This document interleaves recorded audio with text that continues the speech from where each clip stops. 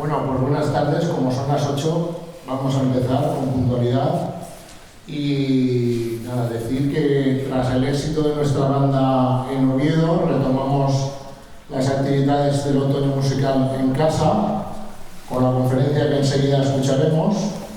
Y bueno, y antes de nada, por si luego se me olvida, recordar que la próxima actuación será de la Orquestina de la Unión Musical y un grupo de jazz el sábado 19 en nuestros locales.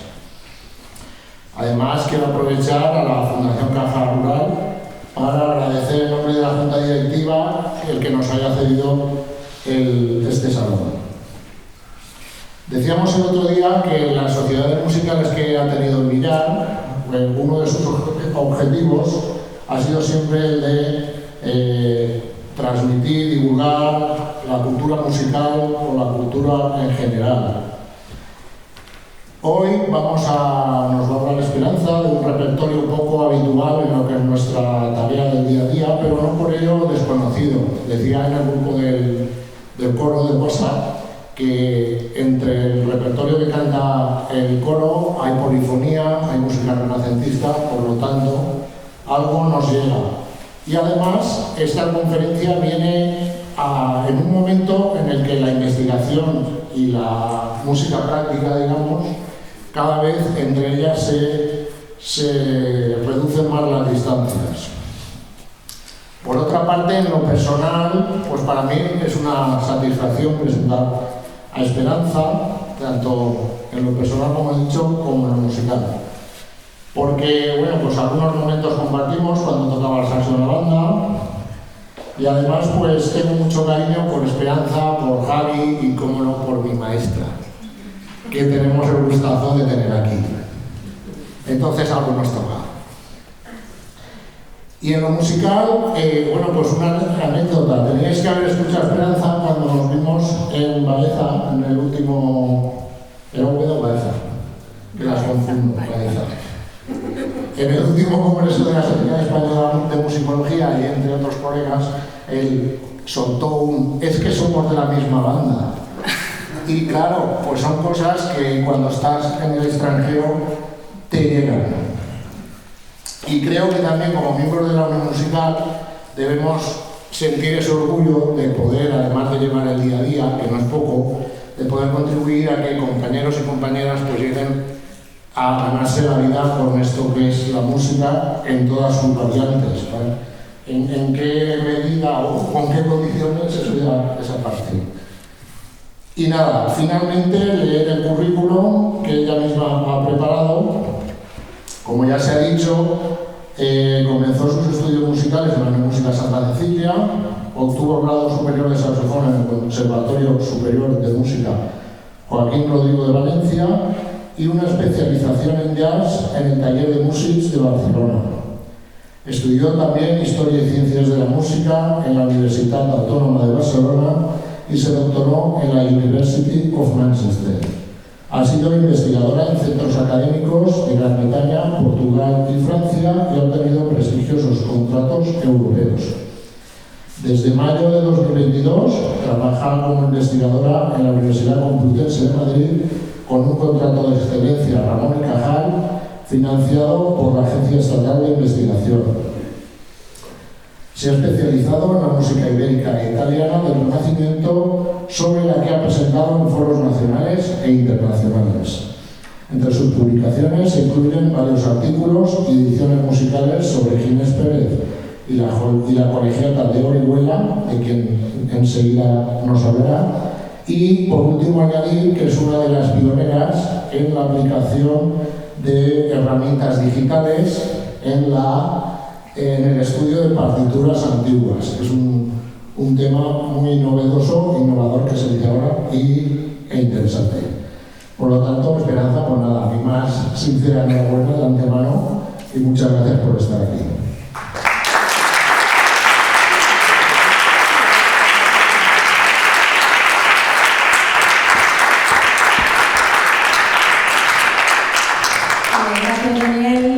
Gracias a la Unión Musical Santa Cecilia por haber incluido esta charla en la programación de las jornadas del otoño musical.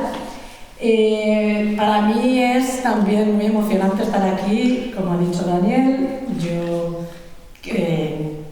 crecí musicalmente, empecé en la banda y lo mismo que ha dicho Dani, tengo unos recuerdos estupendos musicales y personales con mucha gente que estáis aquí y con otras que no, pero que han sido parte muy importante de mi vida. Así que a nivel personal estoy encantada. A nivel profesional también es muy interesante porque es como cerrar un círculo. Yo empecé mi investigación precisamente con este compositor y cuando hice el máster en Barcelona, en la Universitat Autónoma, y en la Universitat Autónoma.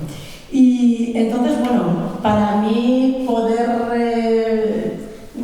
revivir esta investigación, que además he ido completando a lo largo de los años, y hacerlo, no sé, entre tantas caras amigas, pues es realmente muy emocionante, como he dicho. Bueno, voy a sentarme. Sí, y utilizáis el micro de momento. Quería comentar un poco el porqué de esta charla. Realmente yo no me he dedicado a hacer mucha divulgación musical. Esta charla sí va a ser en divulgación y la verdad es que creo cada vez más que es algo realmente importante. ¿Por qué? Sobre todo porque esta época histórica de la radio musical es bastante desconocida, ¿no? Cuando hablamos, por ejemplo, de Ginés Pérez y de tantos otros maestros de capilla, hay una serie de elementos de ese mundo musical que se nos pierde, ¿no? Ginés Pérez fue maestro de capilla en Orihuela, luego fue maestro de capilla en Valencia y luego regresó como canónigo a la catedral de Orihuela. Entonces, tenemos ya estos términos que son maestro de capilla, canónigos, el capítulo catedralicio, etc. Una serie de elementos que tienen que ver con las instituciones musicales de la época y que realmente son bastante desconocidos. De hecho, ha pasado una cosa bastante curiosa cuando estaba preparando la charla, y es que el domingo pasado en la revista de la Federación de Sociedades Musicales de la Comunidad Valenciana pusieron este post que decía: ¿eres compositor? ¿Te interesa el mundo de la composición? Vente a la charla, ¿no? Realmente espero que no haya aquí nadie que haya venido a aprender composición, porque no es lo que vamos a hacer aquí realmente. Así que, bueno, quizás yo utilicé compositor porque era el término que en la actualidad más se asemeja a lo que pudo ser Ginés Pérez, pero hubiese sido quizás más propio haber escrito maestro de capilla o simplemente cómo hacer música en el siglo XVI. Que esto es realmente lo que a mí me interesa. Voy a intentar dar respuestas a preguntas sobre la práctica musical del Renacimiento, mucho más amplias que la vida de un compositor. Por ejemplo, ¿dónde estudiaban los músicos? ¿O dónde tocaban? ¿Quién les contrataba? ¿Había mujeres que hacían música? ¿Cómo era una carrera musical típica? Este tipo de preguntas que van mucho más allá de lo que es la carrera de un músico concreto. El marco temporal y geográfico es el correspondiente, por supuesto, a la vida de Pérez. Entonces va a ser la península ibérica, en concreto, más la corona de Aragón, y dentro de la corona de Aragón voy a hablar de lugares como, por ejemplo, por supuesto, Orihuela, se supone que el músico era de Orihuela, Murcia, Valencia y, curiosamente, ya lo verán más adelante, de Zaragoza y de Tarazona. Y bueno, también aparte de estas cuestiones más generales sobre la práctica de la música, sobre también la biografía de Ginés Pérez, como he dicho, y su música, voy a dar unos apuntes metodológicos sobre lo que es hacer investigación, es decir, a lo que yo me dedico, ¿no? Es intentar explicar cómo creamos historia. con qué materiales trabajamos, cómo creamos hipótesis, cómo enlazamos narrativas, cómo creamos a partir de unos elementos muchas veces dispares y muchas veces separados, cómo somos capaces de crear una historia para crear a partir de un enfoque una visión determinada que en un momento determinado, en cuanto haya más datos o haya otra visión, puede incluso cambiar. Esto es lo que es muy interesante de la historia. La charla va a estar dividida en varias partes, aunque no todas iguales. En la biografía me detendré un poco más. Habrá un par de excursos en los que hablaré de estos elementos más generales. Luego voy a hablar también de la obra conservada y incluso en la última parte haré un pequeño análisis de una de las piezas para que comprendan un poco mejor el estilo de esta música. Muy bien, pues entonces comenzamos con la semblanza biográfica de Ginés Pérez de la Parra. Al igual que ocurre con otros muchos compositores de esta época, los datos que tenemos son fragmentarios. Hay muchas lagunas y los tenemos que suplir con hipótesis, con transferencias de otros casos, con patrones generales que observamos. Y una de las dificultades más importantes que hay con estos autores del siglo XVI es, para empezar, el nombre. Muchas veces el nombre, bueno, aquí lo pueden comprobar. El nombre tiene una variabilidad increíble. En la parte de arriba pueden ver, por ejemplo,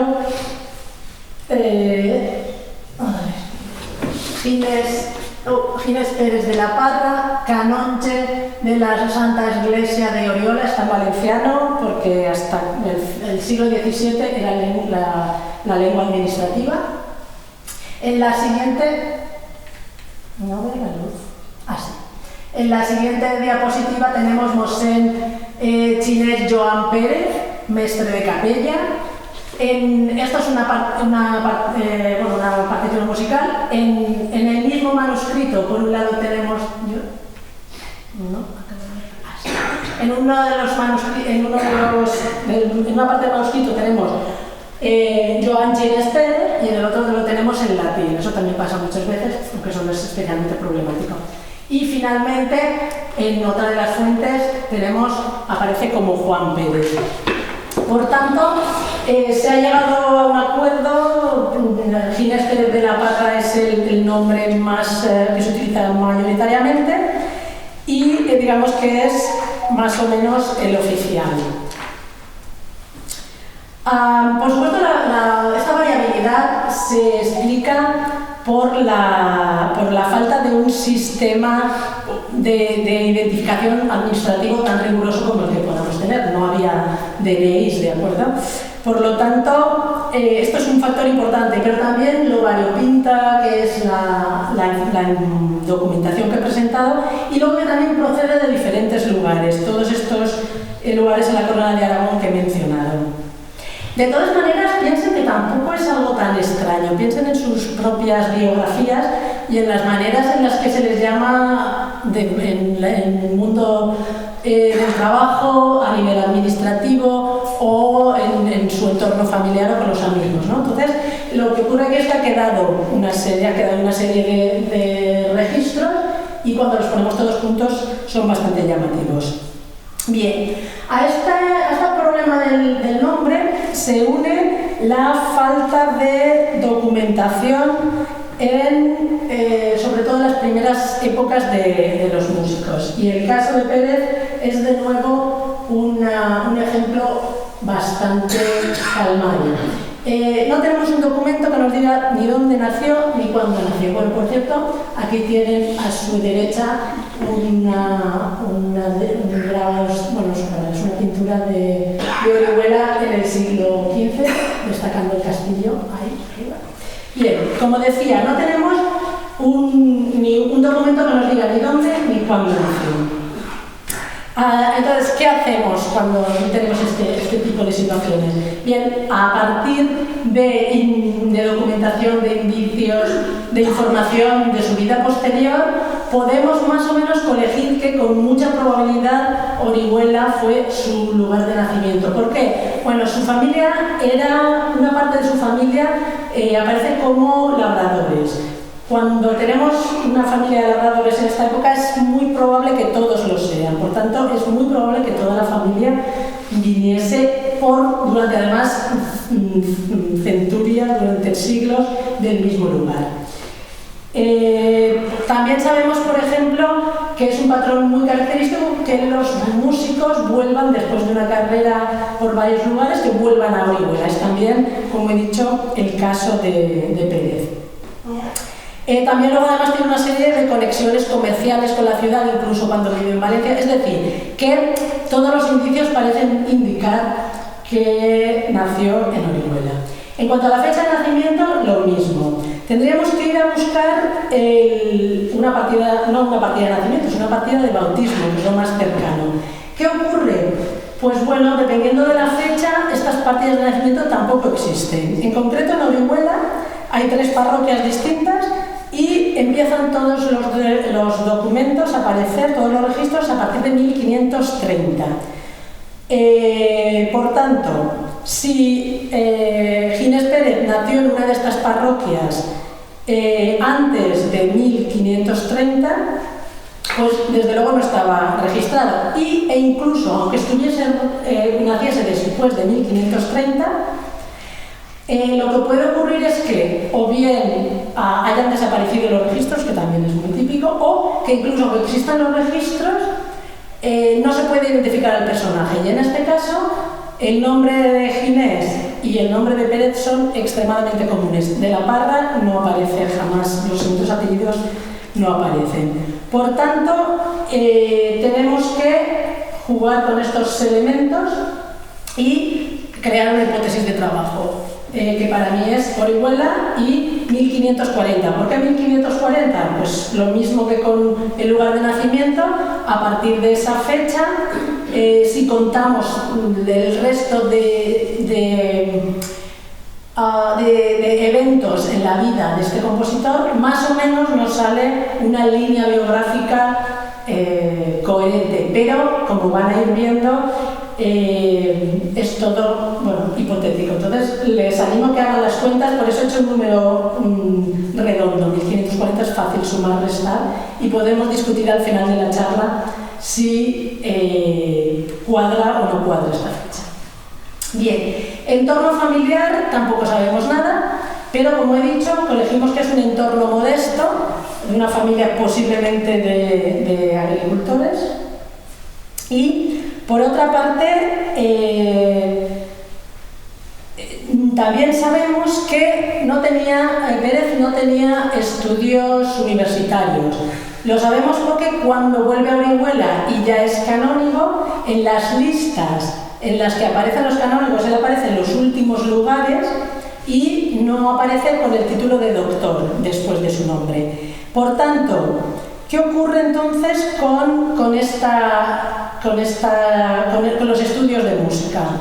Bueno, pues los estudios de música lo que vemos es que son de alguna manera un ascensor que, cuanto más modesta la familia, digamos, más puede utilizar para conseguir un cambio, una subida dentro del escalafón social y hasta incluso un trabajo vitalicio, que es lo que de alguna manera supone este tipo de la música o la educación, obtener educación musical en este momento.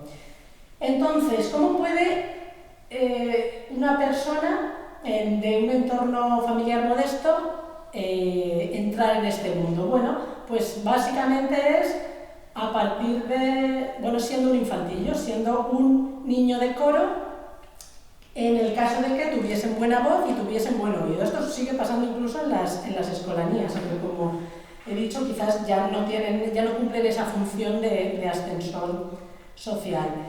Y bueno, ¿por qué estoy tan segura de que Pérez, yo diría en un 90% estoy segura de que estudió en una institución eclesiástica? Bueno, pues porque este era el camino, digamos, la vía de un 90% de los músicos en la península ibérica. El otro 10% eran, bueno, dentro de la nobleza se aprendía música, dentro de la incipiente burguesía se podían hacer estudios privados de música, pero como he dicho, un 90% más o menos se hacía a través de las capillas. Bueno, y entonces, a partir de este punto paso a esta primera digresión, a este primer discurso, en el que voy a hablar de las capillas musicales, porque estoy mencionándolas, entonces me gustaría explicar un poquito qué era esto de las capillas musicales. Son la principal estructura de educación musical, pero también de interpretación y en general de creación musical a partir del siglo XV, no solo en la península ibérica, sino en toda Europa. Además es muy curioso porque se mantienen hasta la Edad Moderna y además son muy parecidas en todos los países, con todas las diferencias culturales y geográficas. Esta es una de las instituciones musicales que se mantienen, que son similares en todo el periodo y en todos los países. Las hay de dos tipos fundamentalmente, dependiendo de quién las sostiene económicamente. Por un lado tenemos las eclesiásticas y por otro lado las nobiliarias y las de la realeza. Nadie más puede mantener una capilla musical. En el caso de las eclesiásticas, están sostenidas por catedrales, colegiatas o conventos. Los he dicho por grado de poderío, de importancia de poderío económico. Por tanto, las más grandes serán las de las catedrales y así en descendente. Las catedrales están regidas por los canónigos a los que me he referido antes y a su vez el grupo de canónigos forma el capítulo. Lo digo porque voy a emplear estos términos a lo largo de la charla. Bien, la principal función de las capillas eclesiásticas es solemnizar lo que son las celebraciones, tanto litúrgicas, la misa y los oficios, como las paralitúrgicas, las procesiones, la salve, cualquier tipo de celebración que no sea estrictamente litúrgica. Y por tanto, los géneros musicales van a ser misas, motetes, magnificats, himnos, salmos, etc. Todo lo que sea necesario para la celebración litúrgica. Y por otra parte tenemos las capillas cortesanas, como he dicho, sostenidas o bien por las casas reales o bien por los nobles, y cumplen una función más variada. Por un lado tienen esta función también del culto, aunque es mucho menos intensiva, por supuesto, que en las capillas eclesiásticas, pero también tienen, por supuesto, participan en el entretenimiento cortesano y tienen una función de representación de los reyes o representación de los nobles. Por tanto, hay todo un repertorio más amplio, además del que ya he mencionado, y ahí este incluye géneros profanos como madrigales, canciones, romances, villancicos y además también música instrumental. Yo me voy a centrar en las capillas musicales eclesiásticas porque, primero, es el ámbito de Pérez y segundo, porque en España también son mayoritarias. Esto se debe a una cuestión social y política. La capilla real, desde Carlos I, desde 1520 aproximadamente, solo es una, tiene personal flamenco, de Flandes me refiero, y solamente hay una, ¿de acuerdo? Y además los nobles viven en la corte y tampoco tienen unas grandes capillas. Por ejemplo, esto contrasta con la situación en Italia, donde hay, como saben, tantísimos ducados, condados, etcétera, que lo que hacen es rivalizar por demostrar el poder y la liberalidad de cada uno de los duques o de los condes o de los príncipes, ¿no? Entonces ahí sí que se produce una creación musical profana increíble, cosa que en España la música profana de este siglo es bastante minoritaria, pero como digo, tiene esta explicación. Bien, por tanto, las capillas musicales, bueno, ahí tienen un par de imágenes. La primera es de una capilla religiosa. Como ven, es muy interesante porque los instrumentos están incluidos. Aquí tienen detrás. Ahí están los instrumentos. Y aquí está un solo libro, un libro de coro que se llama, y todos los músicos, están aquí los niños, cantando alrededor de ese atril, de ese libro de atril. Aquí, por ejemplo, lo he puesto porque aquí me interesaba que viesen el órgano. Aquí tenemos al organista y aquí tenemos al manchador, fundamental. Si no hay aire, el órgano no suena. Y aquí tenemos a la capilla, en este caso no hay otros instrumentos. Podían tocar todos juntos. Bien, los miembros principales de esta capilla son el sochantre, que es el encargado de la música de canto llano, solamente a una voz, la monodía, dirige el coro y enseña también. Luego tenemos el maestro de capilla, aquí tendríamos a Pérez y a tantísimos otros, por supuesto, y atención porque sus funciones son múltiples. Por un lado es el director del coro polifónico, ¿de acuerdo? Cuando se canta voces, el encargado es diferente, no es el sochantre, sino el maestro de capilla.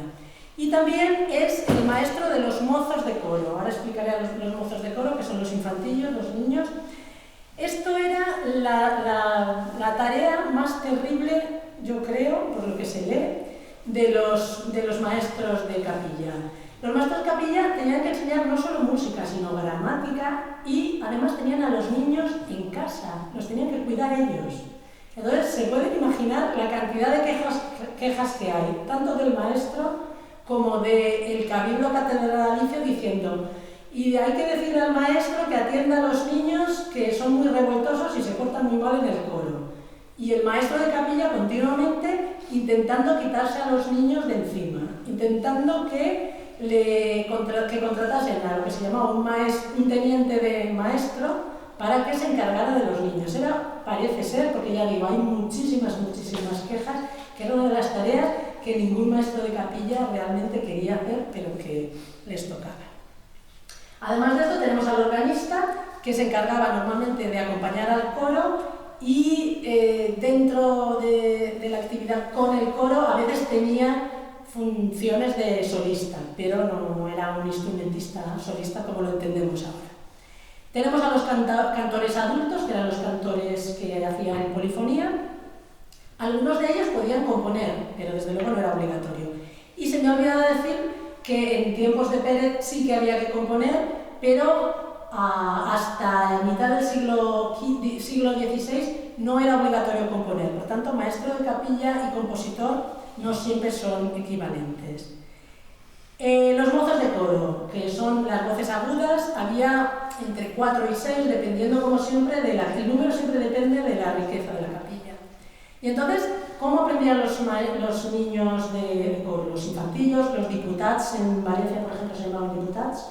¿Cómo aprendían? Pues bueno, eran por la práctica. Empezaban primero cantando canto llano, directamente uniéndose al coro, luego continuaban aprendiendo polifonía, luego aprendían instrumentos, el órgano, y si tenían habilidades, si tenían capacidades, pasaban ya a aprender composición. No todos estudiaban composición, entonces a partir de ahí ya podían ser maestros de capilla.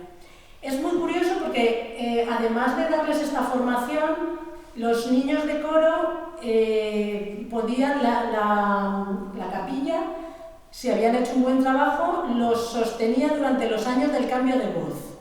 Entonces esos 2-3 años hacían otro tipo de funciones de ayuda, pero no cantaban. Pero aún así formaban parte de la institución. Y luego cuando ya cambiaba la voz, en algunos casos también tenían preferencia para quedarse a cantar en el coro como cantores. Entonces, como he dicho, entrar como mozo de coro en una catedral era un paso muy importante para poder desarrollar esa carrera. Y por último, los ministriles. Los ministriles o los instrumentistas de viento eran entre 4 y 5. Los instrumentos eran corneta, chirimías, sacabuches y el bajón. Normalmente casi todos tocaban todos los instrumentos y lo que hacían era acompañar a las voces y acompañar, a veces tocar a solo. En las procesiones, por ejemplo, también había fragmentos que tocaban a solo. Eran además tenían un estatus extraño, pertenecían a la catedral, pero a veces estaban compartidos, por ejemplo, con el ayuntamiento, y tardaron mucho en incorporarse como miembros de las capillas. Normalmente funcionaban en las sagas familiares, y los instrumentos se iban aprendiendo de padres a hijos. El resto del el personal de la catedral, según fue pasando el siglo XVI, fueron cada vez más obligados de alguna manera a tomar las órdenes, aunque fueran órdenes menores. Entonces, excepto algunos cantores que eran contratados, normalmente al personal se le exigía que tuviese las órdenes, al menos las órdenes menores.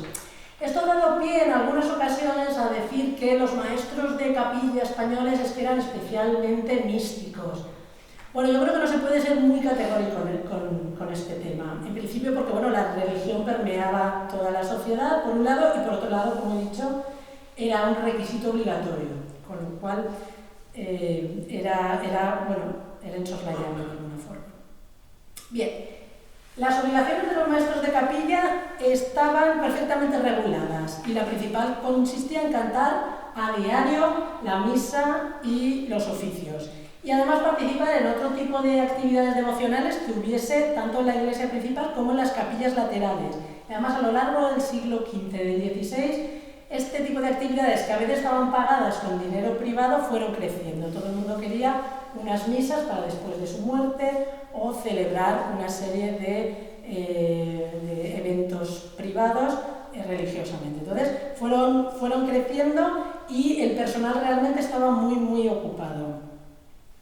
El grado de elaboración de las ceremonias, por supuesto, dependía de la solemnidad de la fiesta y también del precio que se pudiera pagar. Normalmente se cantaba en canto llano y la polifonía era solo para los momentos, pues los domingos y luego fiestas varias. Pero es importante señalar que se hacía mucho canto llano, por más que yo me dedico a estudiar la polifonía porque es lo que más me gusta, pero bueno. Solo un pequeño apunte. Aquí pueden ver conventos, imágenes de capillas musicales de monjas. Era el único lugar en el que dentro de la iglesia las mujeres podían cantar. En el mundo sacro era diferente. No era muy común, hasta finales del siglo XVI fue complicado, pero bueno, en las cortes italianas, a partir de 1560-70, ya era bastante normal que hubiese mujeres cantantes. Ya empezaban a ser cantantes porque ellas se dedicaban a algo parecido a la monodía y a la ópera. Pero bueno, en este momento todavía, como digo, este es el único espacio en el que las mujeres tenían posibilidades de cantar y como pueden ver a la derecha, por supuesto tocar todo tipo de instrumentos. No había ninguna restricción. Aunque poco a poco fueron limitando de forma, no los propios conventos, sino desde el exterior, en un momento determinado, pero ya digamos a partir del siglo XVII. Bien, vamos a hacer una pequeña audición. Vamos a ver un motete, que no sé con este nombre porque al final de la charla voy a explicar más lo que es un motete, pero de momento solo nombraré que es un motete, una pieza bastante libre tanto en cuanto al texto como en cuanto al tratamiento musical. Es una de las piezas que tiene un tratamiento musical más elaborado. En este caso pueden ver el texto, es un texto muy poético, está tomado de la Biblia, no directamente, sino elaborado, y por supuesto tiene una especie de moraleja, una enseñanza, ¿no? En este caso, bueno, es un motete, por cierto, lo he traído porque creo que es bastante, podría estar de moda, ¿no? Es una letra, es un motete para pedir que llueva. Entonces, bueno, dado que estamos en estos momentos de sequía, y bueno, también podemos ver que también en el siglo XVI parece ser que esto era algo recurrente. Bien, haciendo un paralelismo con los problemas que surgen cuando los creyentes se alejan de Dios, como pone en la última estrofa, te ofendimos Israel, tu nombre hemos invocado, no nos abandones, Señor Dios nuestro. Digamos que esa es la forma que se tiene de intentar acercarse a Dios y que por tanto esa dificultad, en este caso de las lluvias, se solucione a base de esa devoción. Vamos a escucharlo. No lo voy a hacer completo, pero por favor podrían fijarse, por ejemplo, hay mujeres cantando, porque en las grabaciones actuales en muy pocas ocasiones hay niños, pero son las que hacen la voz aguda. Luego van a escuchar también los ministriles, van a escuchar instrumentos doblando las voces. Presten atención porque se funde muy bien, el sonido de estos instrumentos se funde muy bien con las voces. Se nota, pero... Y luego otra cosa que pueden fijarse también, al principio, este es un estilo que se basa en la imitación. Entonces se nota muy bien porque empieza una voz, continúa otra y luego entran otras. Como digo, luego vamos a ver con más detalle el estilo. Así que de momento, solo para que escuchen un poco de este.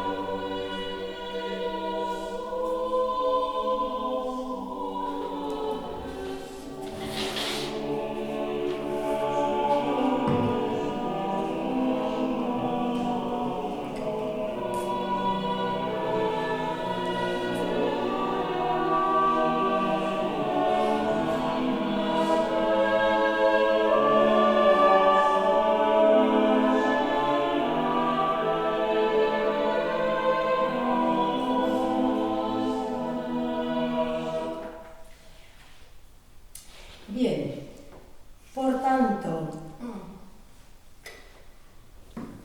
tenemos a Ginés Pérez, que se ha nacido en el año 40, como yo propongo, tiene en el año 48, tiene 8 años, y entonces sería más o menos la edad en los que podría entrar en la capilla. Por cierto, aquí tienen una imagen de un maestro enseñando canto a unos infantillos.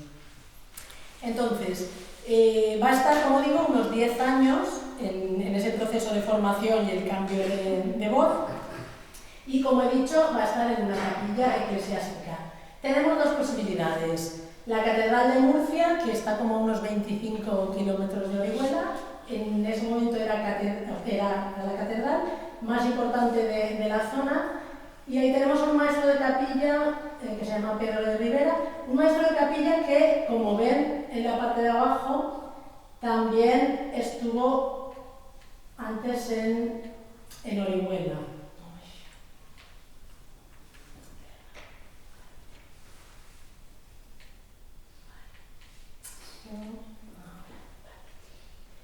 ¿De acuerdo? Entonces, aquí vemos la conexión entre los dos lugares, entre las dos catedrales. En este momento, Orihuela era solo una colegiata, tenía un rango menor y, por tanto, yo, creo que Orihuela es un lugar más posible teniendo en cuenta, o a partir de mi hipótesis de que Pérez nació en Orihuela. Era una institución más pequeña y además había tenido muchos problemas derivados de lo que llamaron el pleito del obispado. El pleito del obispado tuvo que ver con que hasta el siglo XIV Orihuela dependía de la diócesis de Cartagena en asuntos eclesiásticos, pero a efectos administrativos dependía del reino de Murcia. El problema es que a partir del siglo XIV, a efectos administrativos, la parte de Orihuela ya se integra en el reino de Valencia, mientras que a nivel eclesiástico todavía seguía perteneciendo a la diócesis de Cartagena, que a su vez dependía de Castilla. Por tanto, este problema entre los reinos de Castilla y de Aragón hizo que desde principios del siglo XIV Orihuela decidiera intentar tener una catedral, intentar tener una diócesis propia. Entonces se pasaron desde 3 siglos hasta que consiguieron finalmente en 1564 que se elevara a catedral, ¿de acuerdo? Pero si Pérez llegó en el 1548, todavía era una catedral, una colegiata. Por lo tanto, nos quedamos con 1564 como la fecha de cambio hacia a catedral, y es importante porque de alguna manera está relacionada también con la carrera de Pérez. Pero de momento estamos en la colegiata y tenemos a Pérez como infantillo en un lugar en el que, bueno, aquí tienen un resumen más o menos de lo que cobraban cada una de las figuras de la capilla. Es importante porque de alguna manera podemos ver la jerarquía, ¿de acuerdo? El maestro de capilla era siempre, sin duda, el que cobraba más y el que tenía más responsabilidad. Bien, a partir de un documento que se llama el Fundamentum Ecclesiae Oriolensis, que fue el documento que se preparó para crear la nueva catedral, sabemos los sueldos, sabemos las responsabilidades, sabemos los trabajos, sabemos por ejemplo que había 4 infantes de coro. Podría ser, como he dicho, uno de esos infantes. Sabemos que había 4 cantores, como ven ahí, y solamente un organista y también 4 ministriles que estaban compartidos con el ayuntamiento. Bien, en ese momento el maestro de capilla, si recuerdan, era Envite. Y este nombre también es importante porque, como veremos ahora, una manera de saber qué se cantaba, qué tipo de música se hacía en las catedrales, por supuesto la más directa son los libros de música. ¿Qué ocurre? Que no tenemos ninguno. En Orihuela ha sufrido muchas inundaciones, principalmente, además de otros problemas como guerras, incendios, etc., pero sobre todo inundaciones, y no hay libros de música, no queda nada anterior al siglo XVII. Y por lo tanto de Pérez no queda nada. Entonces, una manera también de saber lo que se cantaba son los inventarios. Y aquí tenemos un inventario de la música.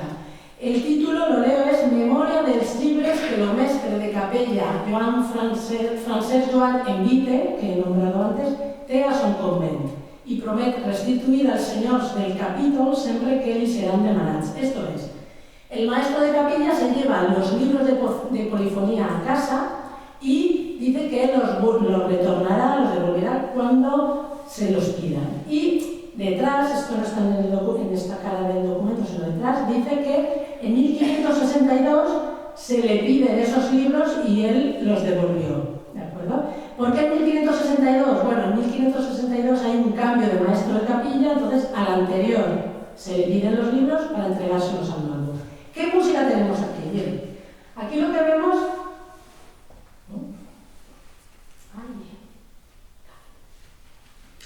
Aquí lo que vemos es música.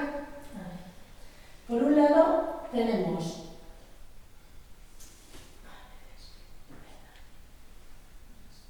es que no funciona bien.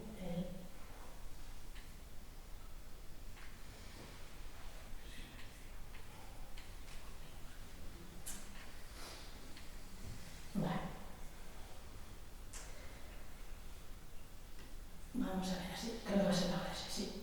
Entonces, por un lado tenemos, por ejemplo, el libro de las misas de Josquin. Este es un libro de principios de siglo. Tenemos, por ejemplo, también un libro que dice,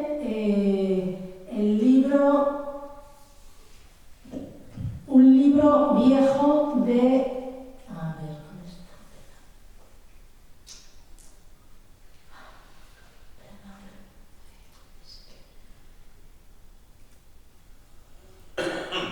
A ver, bueno, lo que quiero decir, veamos.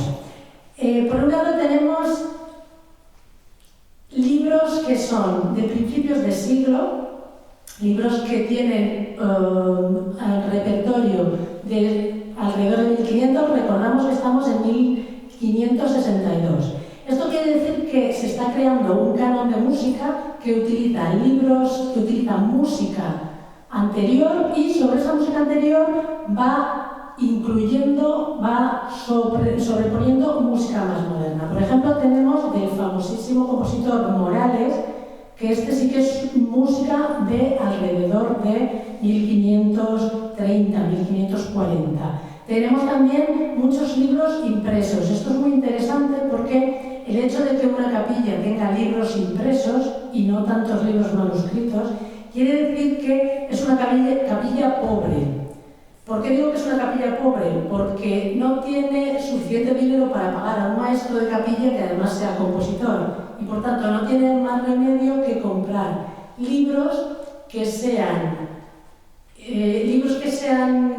impresos más generales. El repertorio no va a ser un repertorio tan específico, porque si tú tienes un maestro de capilla le puedes decir quiero que me compongas esto, esto y esto. Cuando tú compras un libro de misas, como este de Josquin que he mencionado, pero no puedes hacer, no tienes la facilidad, tienes que ir cogiendo de los libros. Por tanto, esto nos indica que es una capilla pobre, por tanto una colegiata, como he dicho, mucho más pobre que una catedral.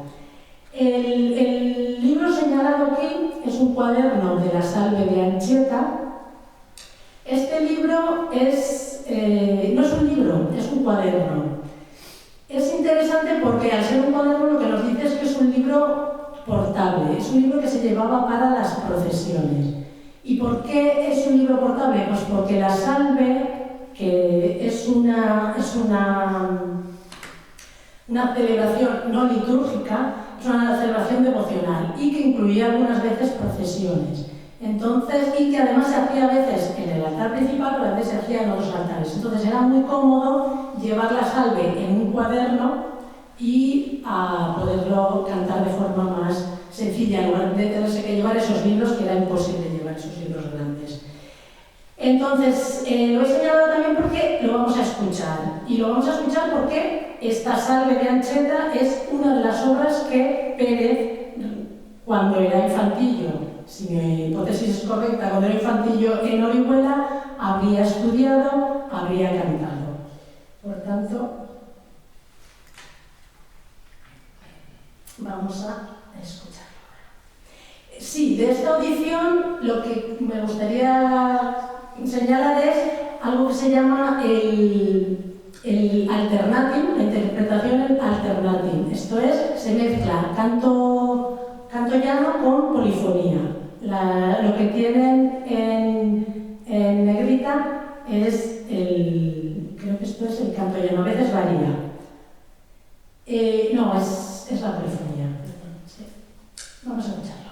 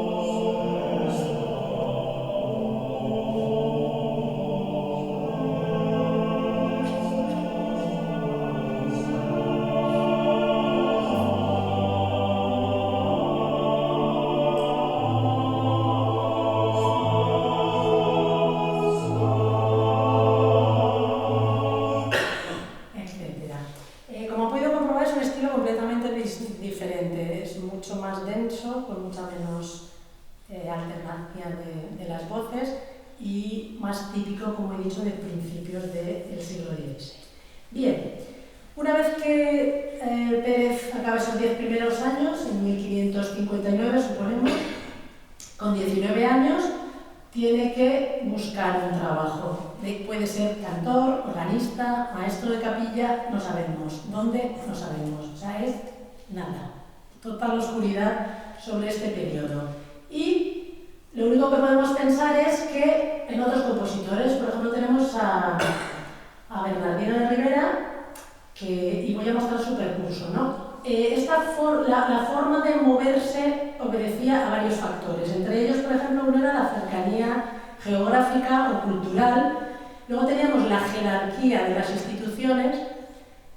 Si eran más importantes, se tendía a ir a instituciones más importantes. Y luego también muy interesante es el retorno al lugar de origen. Y normalmente ya con un beneficio o con una prebenda en una catedral y con un puesto muchísimo más interesante que propiamente el de músico.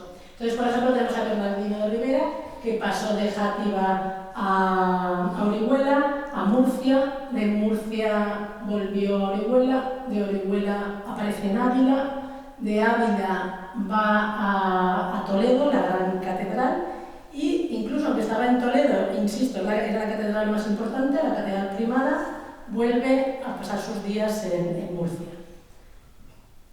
Bien, entonces no sabemos nada realmente de Pérez hasta 1566. Aunque la catedral, como he dicho, la colegiata ya se había elevado a catedral en 1564, no se hace efectiva hacia 1566. Por tanto, tenemos un documento que nombra a Pérez ya como capellán real de 1567 y mi hipótesis de nuevo es que en 1566 ya tenía que ser él, el 1 de enero de 1576 se nombra un maestro de capilla y mi hipótesis, yo creo que es bastante certera, es que con 26 años Ginés Pérez se convierte en el maestro de capilla de la recién estrenada catedral. Estará hasta 1581 y en esos años es en los años en los que desarrolla una actividad compositiva mucho más desarrolla una actividad compositiva intensa y es de la época de la que más música nos ha llegado.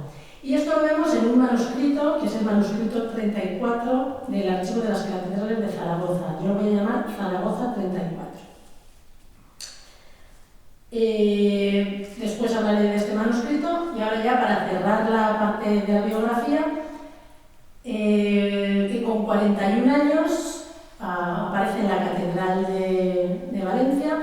Se supone que la Catedral de Valencia todo funciona bien porque por un lado consigue mejoras de salario continuo y por otra parte consigue finalmente que le quiten la obligación de cuidar de los infantillos. Por lo tanto, consiguió, parece ser que mejoró bastante su carrera musical. No tenemos prácticamente música de Pérez en Valencia y el fragmento que tienen abajo lo que nos indica es que se han perdido muchas fuentes. Y estos son, de nuevo, los he sacado de un inventario en el que dice había 6 cuadernos de motetes, puntat de mal quiere decir manuscritos, 4 cuadernos de himnos, es decir, mucha música, pero realmente de esto tenemos prácticamente cero. Después de Valencia, vuelve a Orihuela como canónigo. Repito que ser canónigo era realmente una posición muy interesante porque tenía un buen estatus social, estaba bien pagado y no requería demasiado trabajo. Pasa sus últimos años allí, en Orihuela como canónigo, y fallece finalmente en 1600, en algún momento entre el 14 y el 25 de noviembre de 1600. Hace testamento y su familia es la que recibe la mayoría de sus bienes.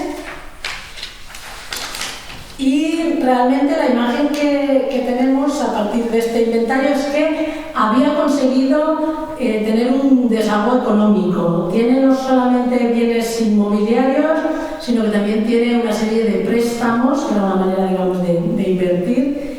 Y luego además tenía, aunque el ajuar era modesto, pero tenía algunos objetos muy refinados de plata, muebles de maderas valiosas, etc. Lo cual, como digo, nos indica que consiguió realmente un desahogo y una posición económica bastante boyante. Bien, creo que vamos un poquito cortos de tiempo, sí, con lo cual tenía un motete suyo para difuntos, para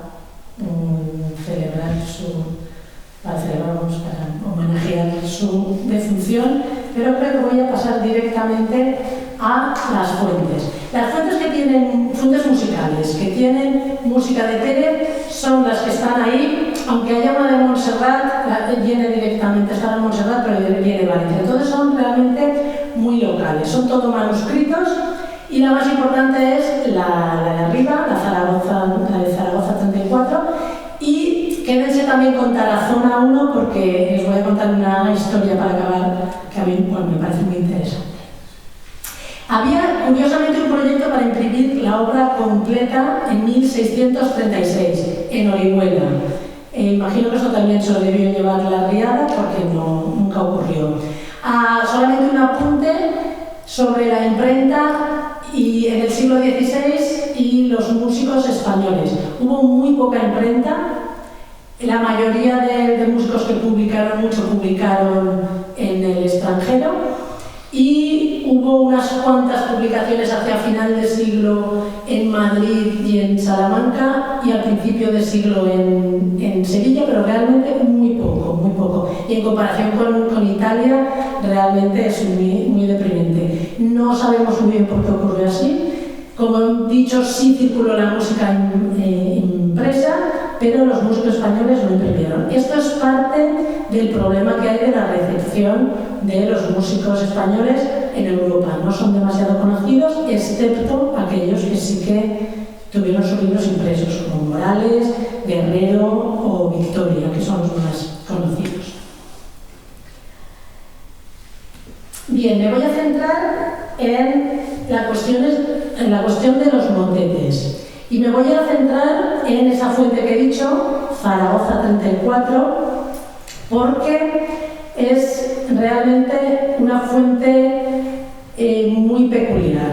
Aquí tengo una foto, esto es el índice, y aquí tienen una imagen de una de las caras. Esto es un libro de partes. Los libros de música en esta época son los libros de coro, como los que hemos visto antes en las imágenes, donde todas las voces están en una abertura, y luego tenemos los libros de partes, que son libros que contienen toda la música de una sola voz. Esta en concreto, aquí lo ven, es la del tenor. Este es el librillo del tenor. ¿Qué pasa cuando la música está en libros de partes? Pues que si se pierden unas cuantas partes, tenemos la música incompleta y es justo lo que nos ocurre con este. Solo se ha conservado el de tenor. Entonces tenemos todos estos motetes que están, los 23 motetes de la voz de tenor, de los que solo disponemos una voz. Sabemos que existían, sabemos que Pérez compuso todos estos motetes, pero no los podemos recuperar. Si este libro no existiera, solo conoceríamos los motetes que tienen arriba en azul y en rosa. Serían los únicos. Porque todos los demás y además los grises, exactamente. Este en blanco es que posiblemente no sea de él, bueno, no importa. Los que están en gris son muy interesantes para mí personalmente, porque son unos motetes a los que yo pude encontrar o reencontrar. Los motetes existían de forma anónima en Tarazona 1, en el manuscrito Tarazona 1. Entonces, precisamente porque también existían en el manuscrito 34 de Zaragoza con la voz del tenor, fui capaz de poner ponerle la autoría a los motetes completos de Tarazona 1. Y entre estos motetes están el que vamos a ver en este momento, que ya es el último que vamos a escuchar, que es el motete Cum appropinquaret Jesus Ierico.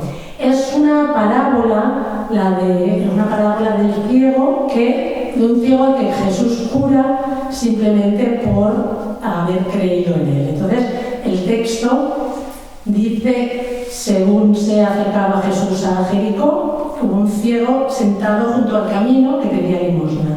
Y empezó a gritar diciendo: Jesús, hijo de David, ten compasión de mí. Y Jesús le dijo: ve, tu fe te ha salvado. Bien, vamos a ver cómo... No, todavía no. Vamos a ver cómo elabora Pérez ese texto. La música del Renacimiento es una música que está basada fundamentalmente en el texto. De manera que hay una sensibilidad especial hacia el texto. No se trata de no es música programática, ¿de acuerdo? Pero siempre hay mucha sensibilidad a la hora de intentar reflejar de alguna manera la música.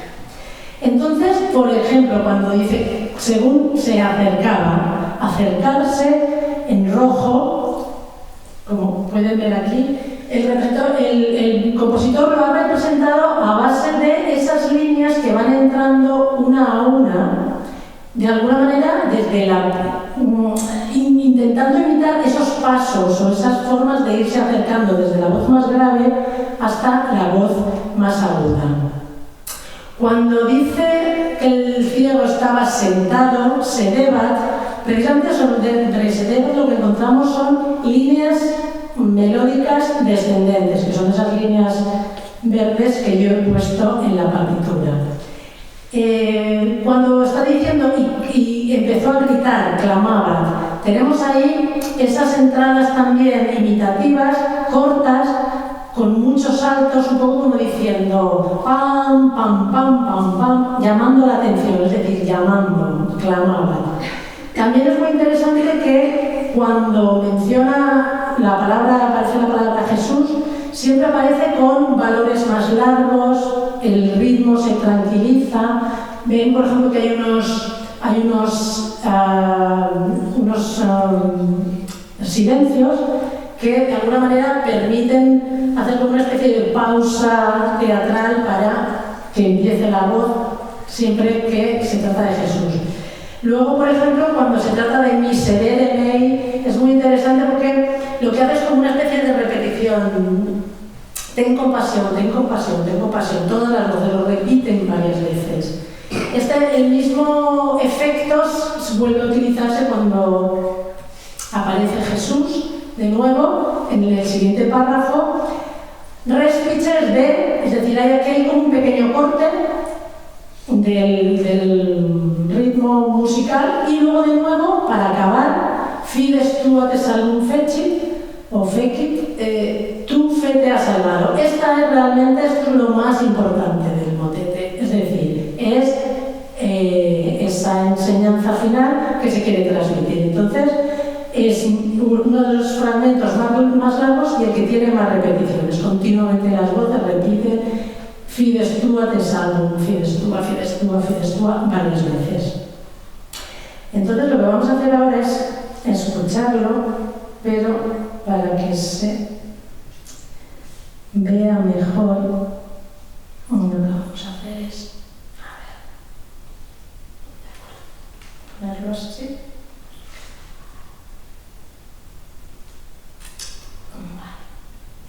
Iré pasando la partitura.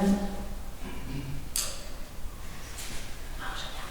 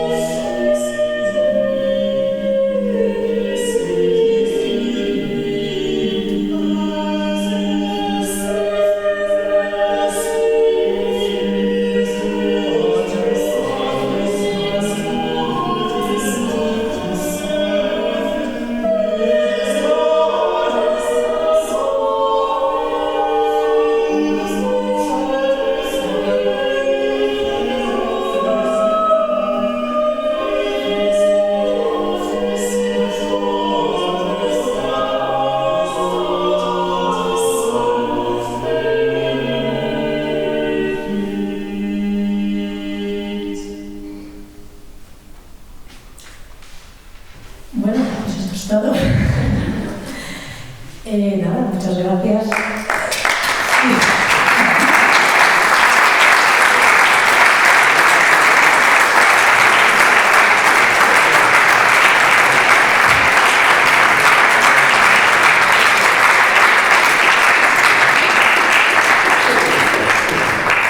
¿Preguntas?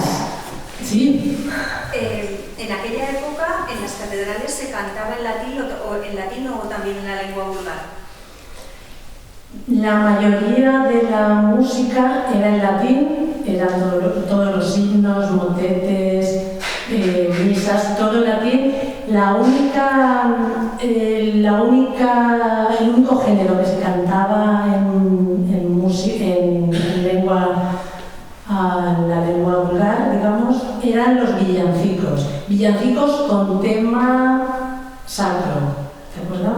Villancico empezó como un género profano, pero en esta época, y además, bueno, los villancicos se hacían no solo en Navidad, sino que había villancicos en Pascua, en las fechas más señaladas, en la Virgen, en la Ascensión de la Virgen, había villancicos y eran uno de los géneros más novedosos. Eran los que congregaban más personas y los maestros de capilla tenían que estar continuamente componiendo villancicos nuevos cada temporada. Era como un poco la música de la temporada, sí, era también una tarea muy ardua.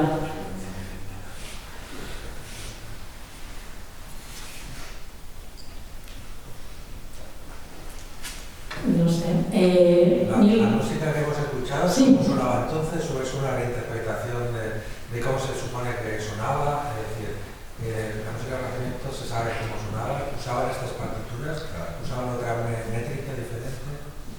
A ver, es una reconstrucción, claro.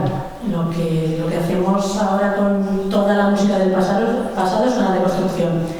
Como he comentado, por ejemplo, antes, la voz aguda normalmente ahora la cantan las mujeres. Hay algunos experimentos que se hacen con niños, pero por una cuestión de comodidad se hace con las mujeres, por ejemplo. Los instrumentos no sabemos exactamente, sabemos que acompañaban, sabemos que a veces hacían solos, entonces es como prácticamente todo el trabajo que he hecho. También hay un trabajo de historiadores de la interpretación que a partir de, por un lado, las partituras, he enseñado alguna partitura de la época, esto es como se escribía, por ejemplo, ¿no? Entonces, tenemos la música, no tenemos las voces, por ejemplo, hay también mucha discusión sobre si se hacía más vibrato, se hacía menos, si la voz era más nasal, si era más como operística. Es decir, hay muchos caminos, hay muchas cuestiones abiertas que no realmente son difíciles, pero bueno, es cuestión de ir probando. Y de hecho es muy interesante ver la historia de las grabaciones. La música del Renacimiento se empezó a recuperar en los años 70.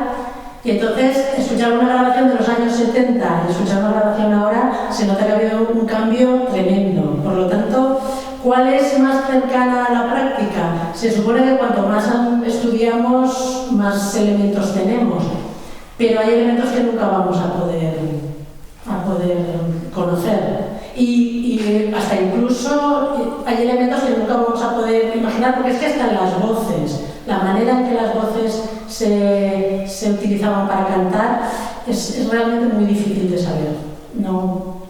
Nosotros estamos acostumbrados a una voz, como digo, pues del siglo XIX, con la técnica del siglo XIX, y cuando tú le pides a cantantes que han pasado por esa formación que hagan una voz más plana, no les cuesta en un principio. Entonces, ahora, por ejemplo, también hay una moda de cantar con la partitura, con este tipo de partituras directamente, sin pasar por la edición, esta es la edición moderna, porque dicen que cantando todos juntos alrededor del coro, incluso la sensación corporal que se tiene a la hora de cantar es distinta.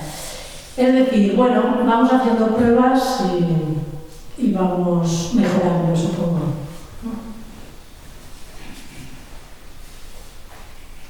Sí. Sí, comentabas que Pérez había tenido en su biografía un periodo en el que no se le había encontrado por ninguna parte. ¿Se espera poder encontrarle en Europa, por ejemplo?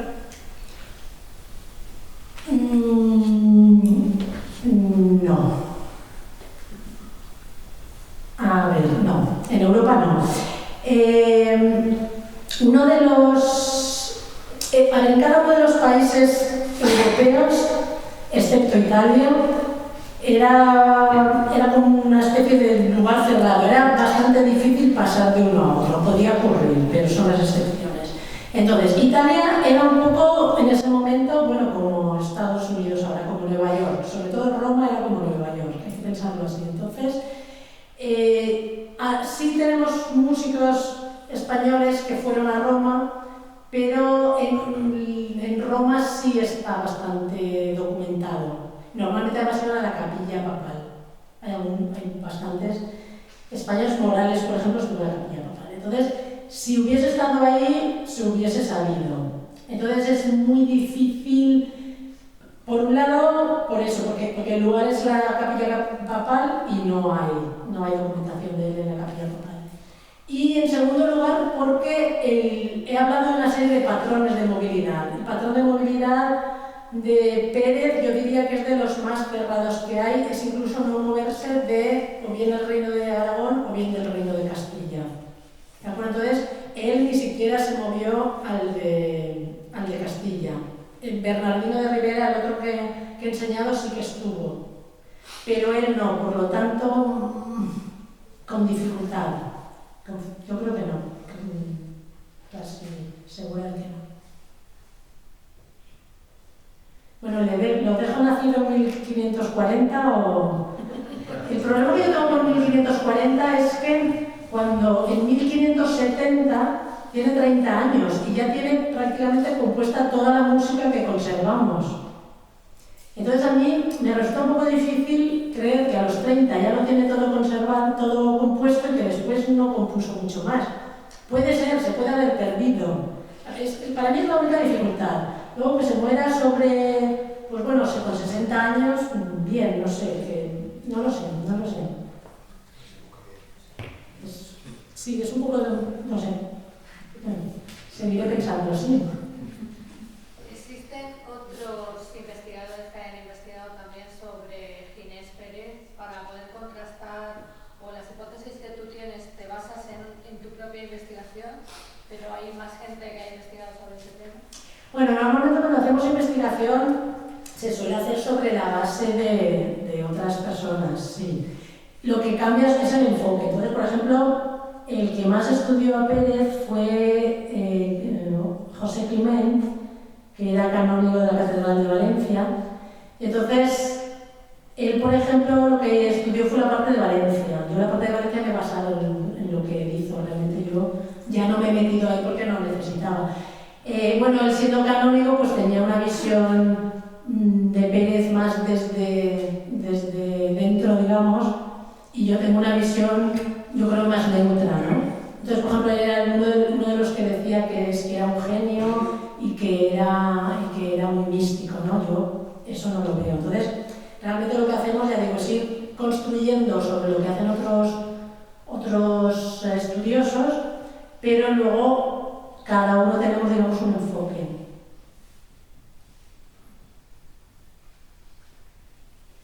Sí. Sí, los ministerios han dicho que eran instrumentistas de viento. No había nada de cuerda ni percusivo en esa época. No. A ver, cuerda había... A ver, en un momento determinado, un poquito más tarde, por ejemplo, se mete el arpa en las capillas catedralicias. En esta época todavía no. Y cuerdas en ese momento lo que hay son, sobre todo, violas de gamba, empieza a haber violines, pero no están en las capillas catedralicias. Donde están es en esas capillas, las capillas reales, donde sí que hay, digamos, una música de cámara. Entonces sí, incluso sabemos que Felipe II tocaba las violas, o sea que sí que existe. Sobre todo en las catedrales lo que tenemos son los instrumentos altos, los ministerios altos, los instrumentos que tenían bastante volumen, porque tenían que acompañar a las voces dicho, funden muy bien, pero también se tenían que escuchar, ¿no? Entonces, realmente una viola pues hubiese escuchado poco. Y de todas maneras es que se consideraban más instrumentos de cámara que los instrumentos de capilla propiamente dichos.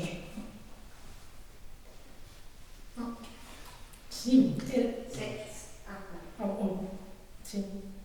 Vicente o Cristina, los que queráis. Vicente.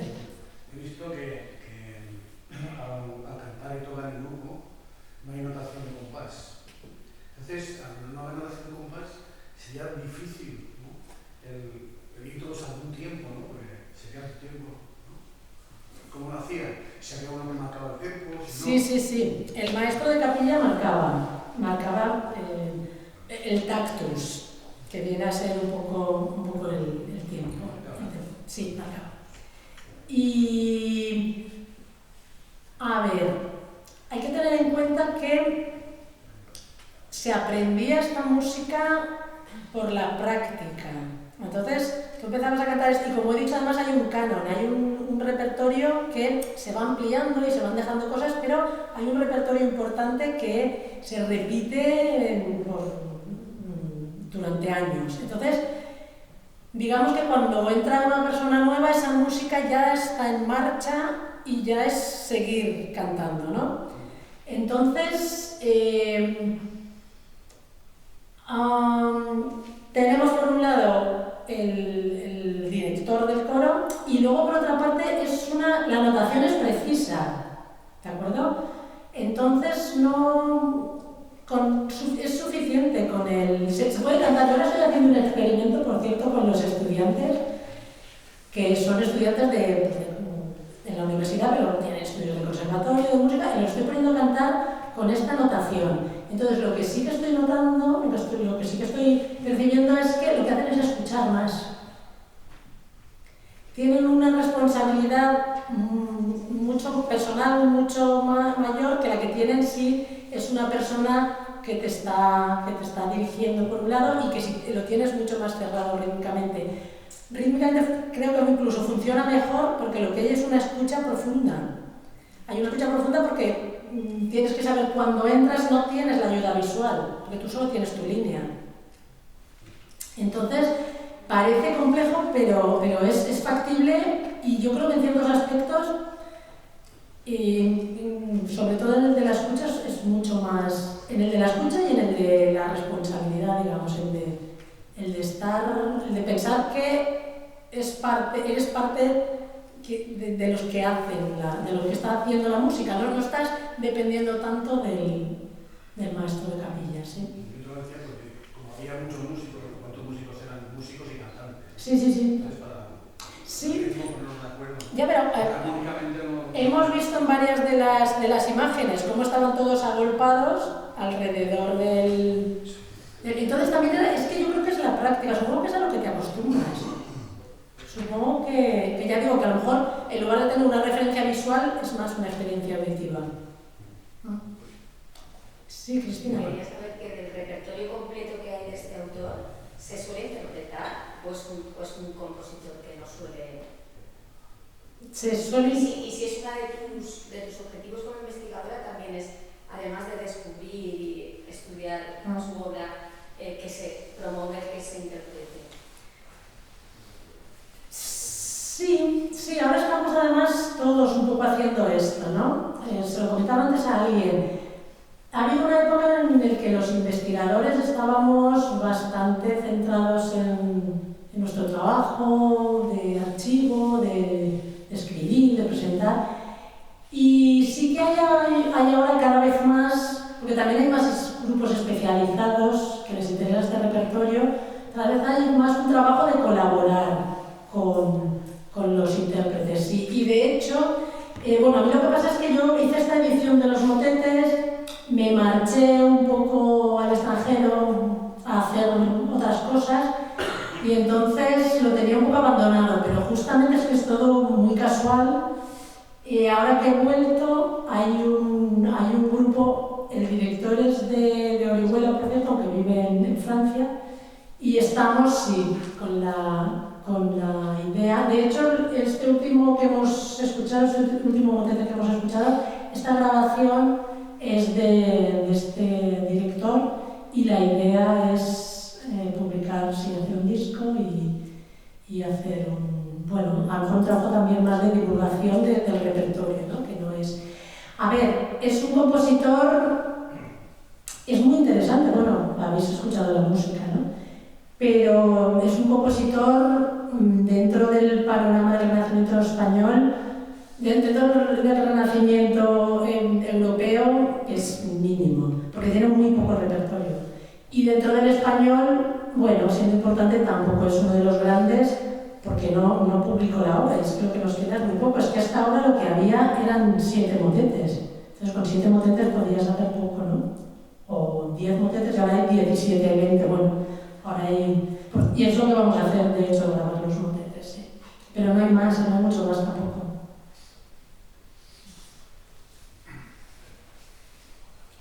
Muy bien, pues si no hay más preguntas, acabamos aquí. Muchas gracias de nuevo por la asistencia, por la atención.